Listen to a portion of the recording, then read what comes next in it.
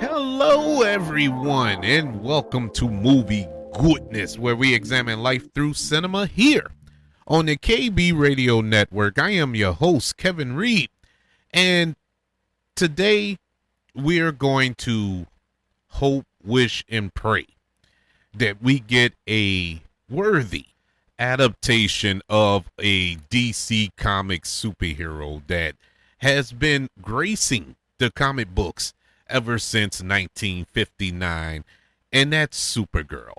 And we have a Supergirl movie coming to us from DC Studios and Warner Brothers Pictures on June the 26th, entitled Supergirl. And that film is starring Millie Alcock as Kara Zor-El, or Supergirl. Millie, you may know her if you are a House of the Dragon fan. She was on that first season, couple of appearances in the second, but she's taken over this role of a character that, aside from a couple of animated appearances, and I will go as far to say the television show that was on the CW, which was pretty good until it wasn't, and those adaptations were decent, haven't had a proper adaptation on the big screen.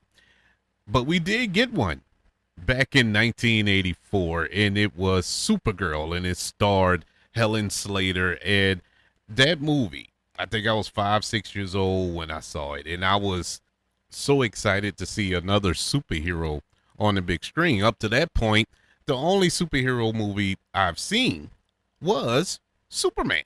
That was it. And Superman 2.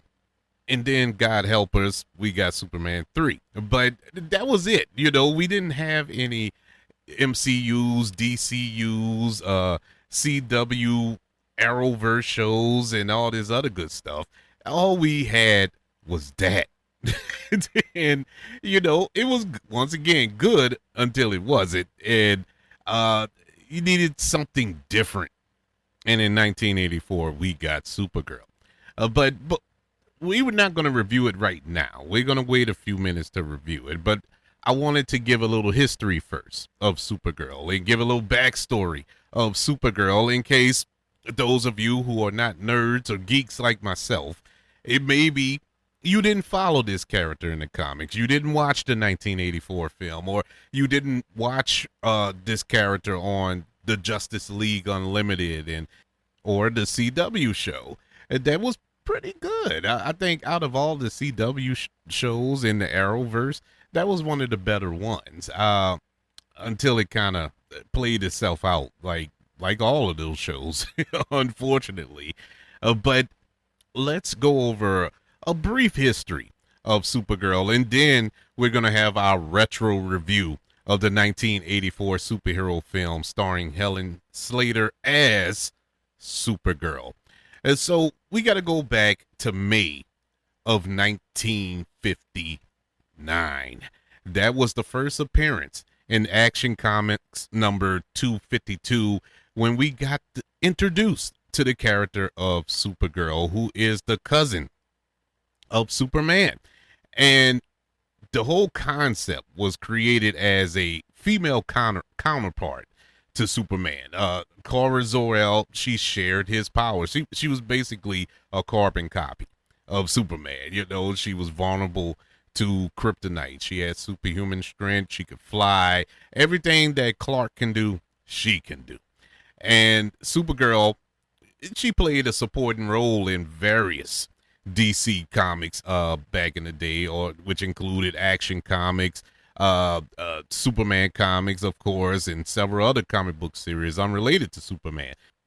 But in 1969, there was a turn of the tides, if you will. Supergirl's adventures became the lead feature in Adventure Comics, and she later starred in her own comic book series, which debuted back in 1972. And that ran until 1974, followed by a second monthly comic book series, The Darling New Adventures of Supergirl, which ran from 1982 to 1984. Supergirl was originally introduced in Action Comics as the cousin of the flagship superhero Superman in the story Supergirl from Krypton. In most depictions in the comics, now a lot of people don't realize that depending on what era you were reading comic books, her backstory changes. Her origin is different, and that's a lot of superheroes in comic books. It'll drive you crazy if you're a comic book lover. Sometimes they'll change the canon and change the origins and change the power sets and all this other stuff of superheroes, and you're like, okay, where are we in an alternate universe or something? But in most depictions, she is an alien from the planet Krypton, possessing a multitude of superhuman abilities derived from the rays of the yellow sun, just like her dear old cousin Clark. But I think the most monumental moment in Supergirl's history wasn't when she saved a cat out of a tree or saved the universe or helped Clark save the universe or the rest of the Justice League. No, it was an event that took place in 1985, and it was called Crisis on Infinite Earths. This was a huge event in comic books at that time, and DC editors, they decided to kill Supergirl, and that kicked off the Crisis on Infinite Earths. You can search and Google the cover art of that, and it's Superman holding dead body of Kara Zor-El. And I think the rumor is, now I haven't heard any confirmation, I didn't read it anywhere, but a lot of people feel the same way. The reason that Supergirl was killed off in 1985 in that comic book run was because of that 1984 film. I think the movie was so bad that they decided to just kill that character altogether in all medias.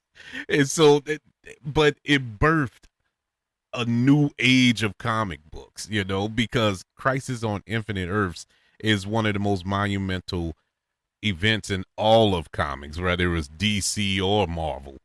But I digress. Let's get into the bio of Supergirl, or Kara Zor-El, who is the last survivor of Argo City, which had survived the explosion of the planet Krypton and had drifted through space. The city had been covered in this plastic dome for weather moderation. It wasn't there to protect them from an explosion. It just so happened to happen, and it was created by Zor-El, who is the younger brother of Jor-El, the father of Superman, or Kal-El. So this dome, it held a large chunk of landmass under the city, and it drifted through space in the general direction of the solar system. And so the land was converted into green kryptonite, which is covered with lead. And we all know that lead is a weakness to Superman and Supergirl. He can't see through lead and can't penetrate it. That I don't know why lead, but hey, it is what it is. It's comic books. But the lead cover was destroyed by a meteor strike, and it forced Kara to be sent to Earth. And so on Earth, Kara, she gained her powers, which was identical to Superman. And she adapted this secret identity of Linda Lee, who is a resident of an orphanage. I forgot the name of the orphanage, but she had concealed her blonde hair. She had just blonde hair, and she had hid it under a brunette wig, and she her features as Supergirl, she hid that as well, of course. And this was at the request of Superman, because she would have had no problem just being Kara Zor-El on Earth, but Clark had to break it down to her, like, whoa, they don't rock like that here. they don't do that here. You got to keep your identity a secret. And so later on down the line, she did join the ranks of her cousin, her famous cousin, and became a superhero. And she fought alongside him on many, many battles, and several of her own, but none were more poignant than the aforementioned 12-part epic limited series, Crisis on Infinite Earth. Now, this ran from April of 85 to March of 86. And it not just Supergirl, but it was many deaths.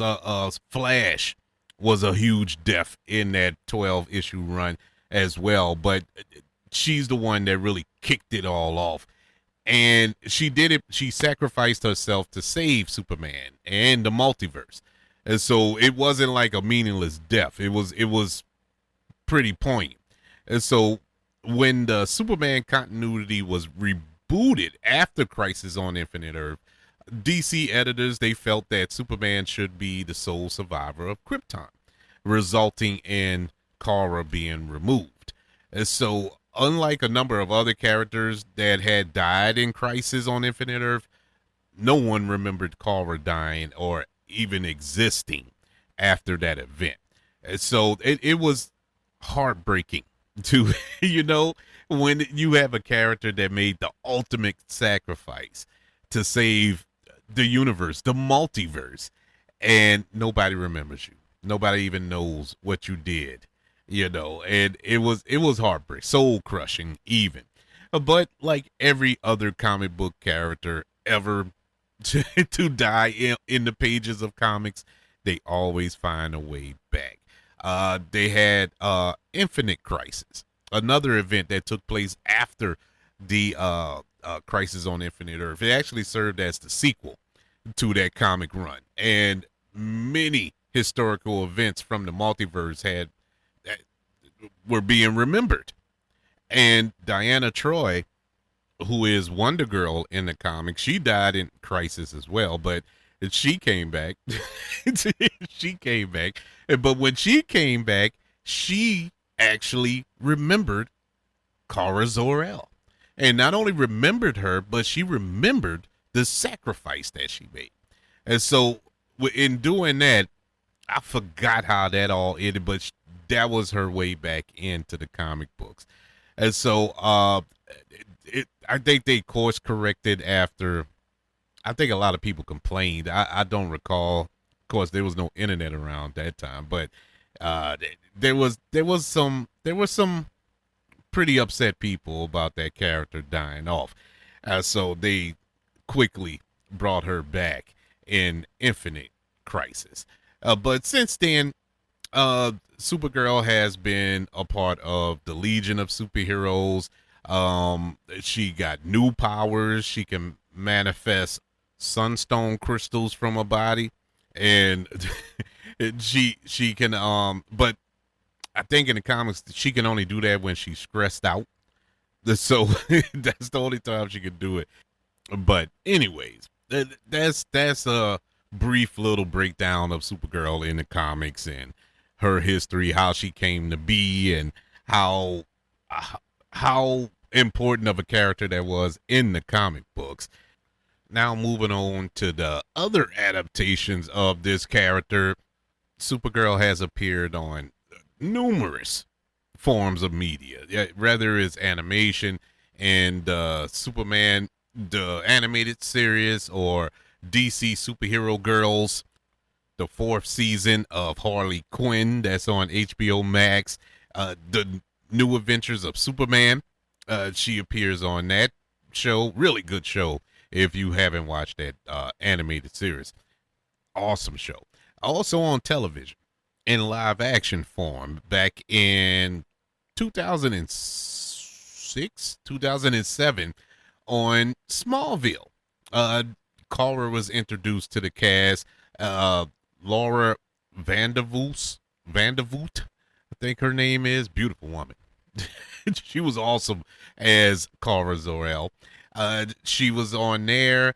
Of course, we know about the Supergirl television show, which initially premiered on CBS back in 2015, but switched over to the CW to be a part of the Arrowverse a couple of years later. And then she had a brief, and I mean brief, cameo in the latest season of Peacemaker in a silhouetted little cameo to kind of retcon the first season of Peacemaker. And so they just stuck her in there along with Superman, Hulk Girl, and a couple of other characters from the Superman film that came out last year. But let's move over to film. In film, Supergirl has went through a lot to try to make it to the big screen, only succeeding twice. One we haven't even gotten to yet at the time of this recording, but before she broke through in 1984, Supergirl was actually going to be a part of the third installment of the Superman film franchise, Superman 3, before they got Richard Pryor, and that I don't know what that villain was, but before that came to be, which they felt was a better idea than the one they initially pitched, or the producers initially pitched for the third Superman film. It was going to star Christopher Reeves, of course, and it was going to be larger in scale, more cosmic in scale. And the villains of that film would have been Brainiac and Mr. Maplicolis. I could never say his name right. The little one, you got to say his name or whatever. But it was also going to feature Supergirl. And the original outline featured a father and daughter relationship between Brainiac and Supergirl, and a romance between Superman and Supergirl, although the two were cousins in the comics. And so that was immediately thrown out by Warner Brothers. They were like, nah, call Richard Pryor, let's get him in and make that movie. We're not doing that. And so it was still a long, rocky road until you got to 1984, and we're going to go over that when we go over that. But skipping that, in August of 2018, they were developing a film around Supergirl.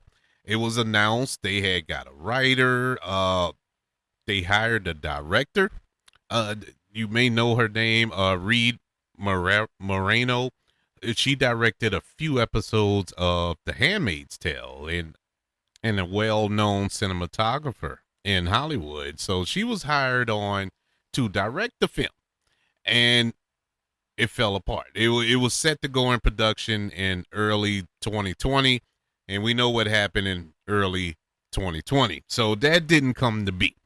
And so in February of 2021, Andy Muschietti, he was directing The Flash, and he needed a Supergirl.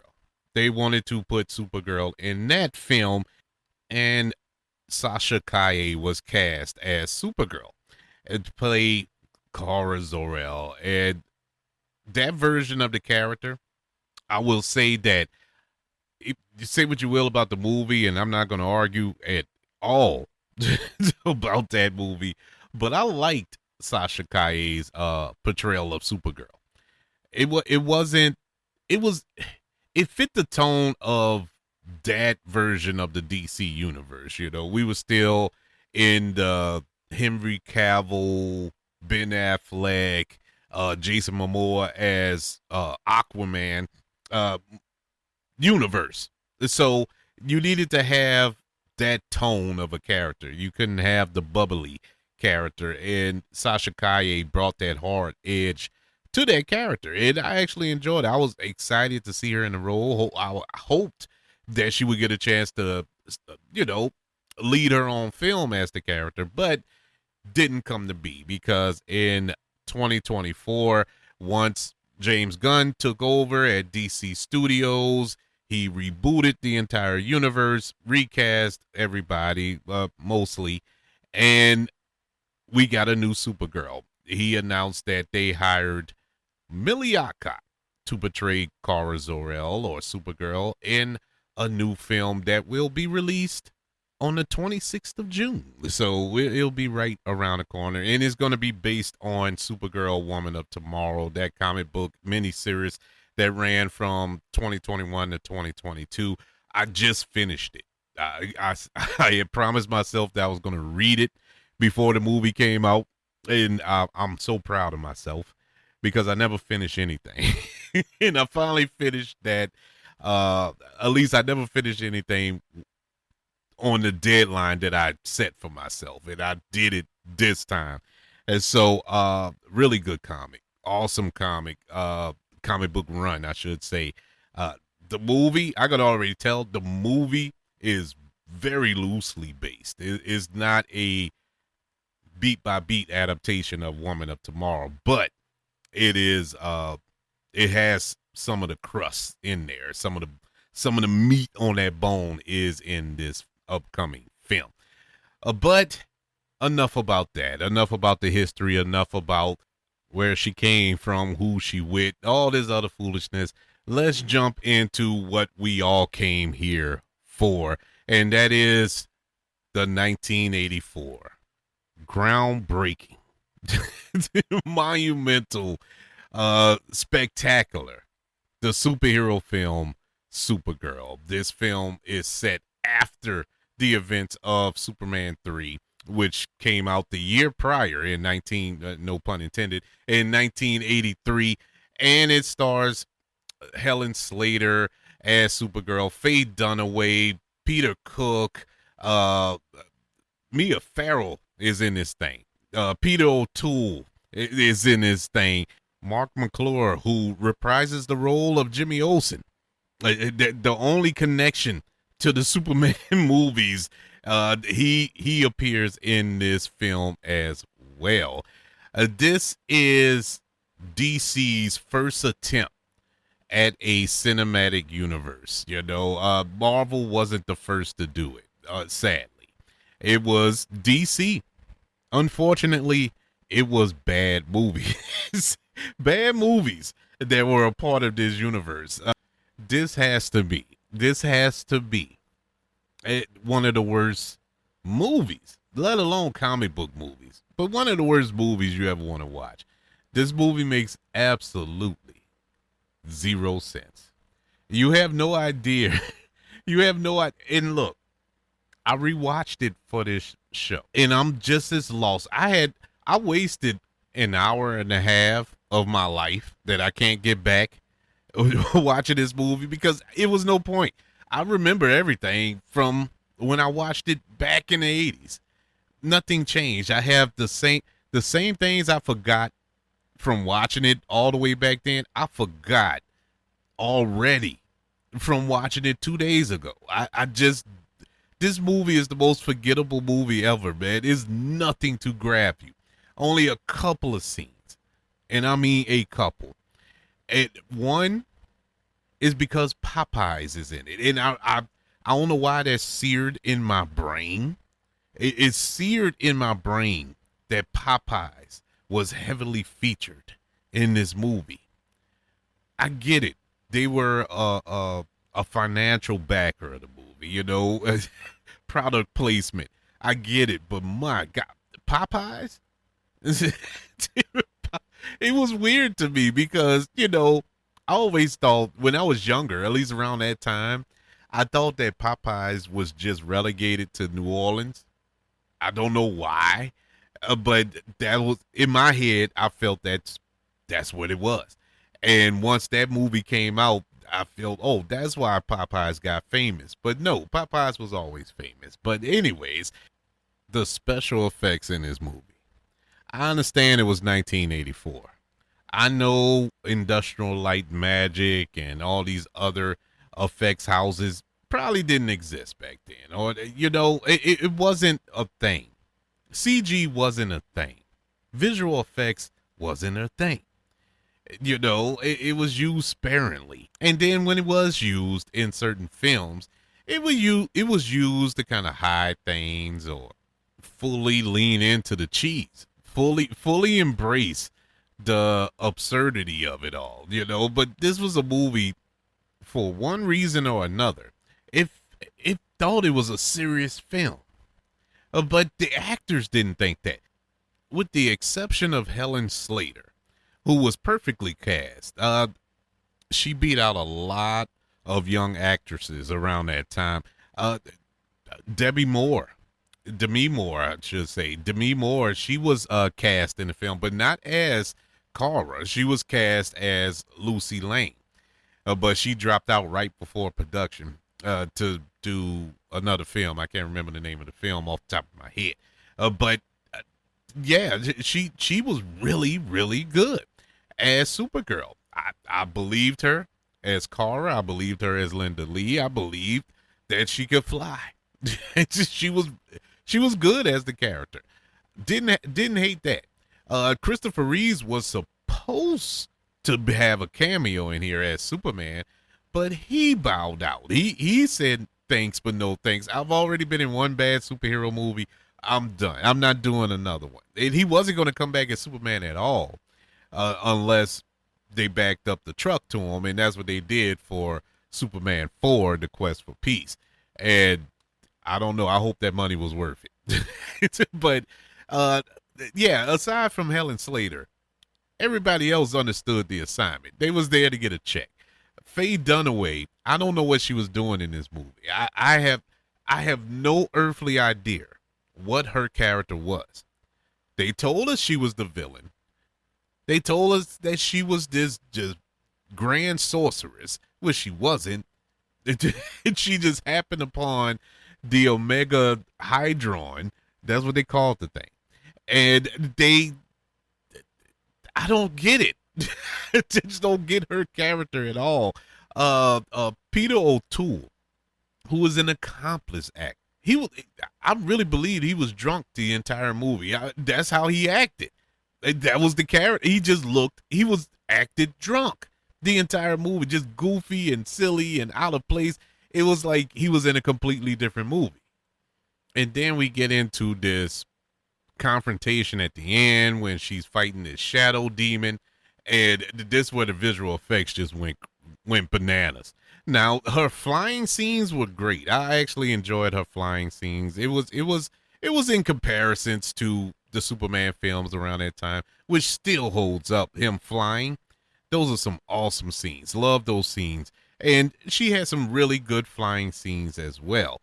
But my God, this shadow demon thing, it was just ridiculous. The whole thing was ridiculous. The whole plot, or lack thereof, was ridiculous.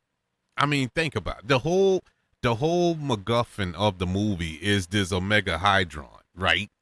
And she has to retrieve it to return it to her home, to Argo City.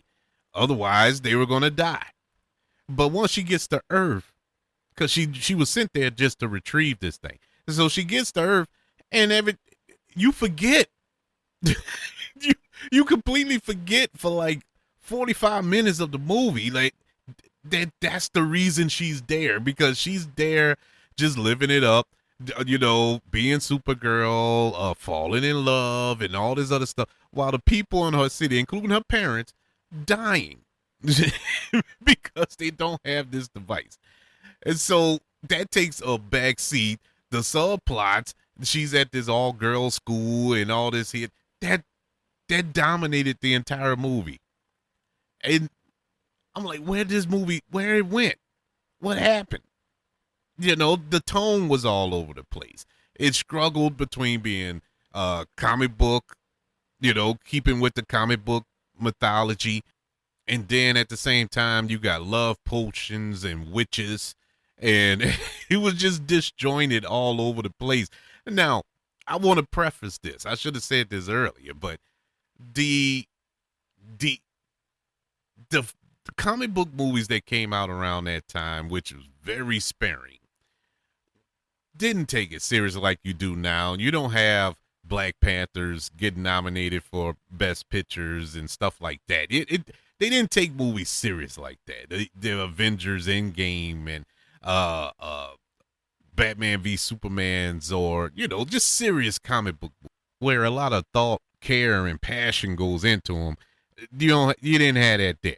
And so you kind of got to take the good with the bad, but this was just so bad. There was no passion other than the fact that she could fly. That was the whole thing. She could fly. And the fact that they couldn't fork up some money and get Christopher Reeves in there for one day of shooting, is a crime against nature. To kind of solidify this movie, give it a little gravitas. It was a major misfire by the producers of this film. But it wasn't all bad, funny enough. It wasn't all bad. Like I said, Helen Slater, and this was a film debut. This is before The Legend of Billie Jean and films like that. This was her first film, and she captured everybody there. I mean, she mirrored Christopher Reeve's approach to Superman, I feel. This fish out of water story, her earnestness, her sincerity, her trying to fit in, and it was all there, and she captured that perfectly. When she needed to be powerful, she was powerful. When she needed to be timid, she was timid. She understood the assignment, and she really did a phenomenal job as Kara Zor-El, aka Supergirl, in this film. Jerry Goldsmith's score. The score is epic. I mean, it's a beautiful score. The romantic themes are spectacular. He was able to incorporate some of John Williams' original Superman score up in there as well. It's a score that doesn't deserve to be with this movie. The movie doesn't live up to the score, and that's sad to say. And now, I know I poo-pooed on Faye Dunaway, but she was fun in the movie. She was so over the top, so campy, and she chewed up every scene she was in, and I believe it was on purpose. It had to be on purpose. She was just living it up, and she didn't care. She did not put in this mustache trolling. Well, she's female, but your typical comic book villain. This was an over the top witch who just wanted world domination, and for reasons we don't know, because it was never established. But that's not Faye Dunaway's fault. I think it's the filmmakers' fault, screenwriters and whatnot, who did not develop this character at all. But it was fun watching her in the role. Overall, it's a charming movie. It's deeply flawed, and I don't know if it's at cult status. You don't hear nobody talk about Supergirl being a cult classic, but it is a charming little movie. Nostalgic wise, you can look back if you love 80s cheese, because there's no cheese like 80s cheese. This is a perfect little throwback film for you. The jump cuts, the plot holes, that it's all there for you. It's a nostalgia showcase because it is truly dated as all get out. When you pop this in, this is 1984. It is there's no debating like, man, this came out in the 90s or the late 80s, or no, it came out in 1984. It feels like 1984 through and through. But believe it or not, there's actually a director's cut of this movie that a lot of chatter online says that it fixed some of the problems, some of the pacing issues. Argo City is flushed out a little bit more. You go deeper into that. It gives a little more story behind Selena, the witch, Faye Dunaway's character. I've never seen it. Don't care to see it. But there's supposed to be a ultimate edition of this movie somewhere that dives deeper into the story. But I don't think it helped. It is nothing that could help this movie. I don't care who cut it and who put some deleted scenes in here or whatever. At the end of the day, Supergirl from 1984 is a nostalgia trip. It is a cheesy 80s superhero film that is good to put on, if anything, just to sit there and laugh for an hour and a half. I give Supergirl from 1984 a letter grade of a D+.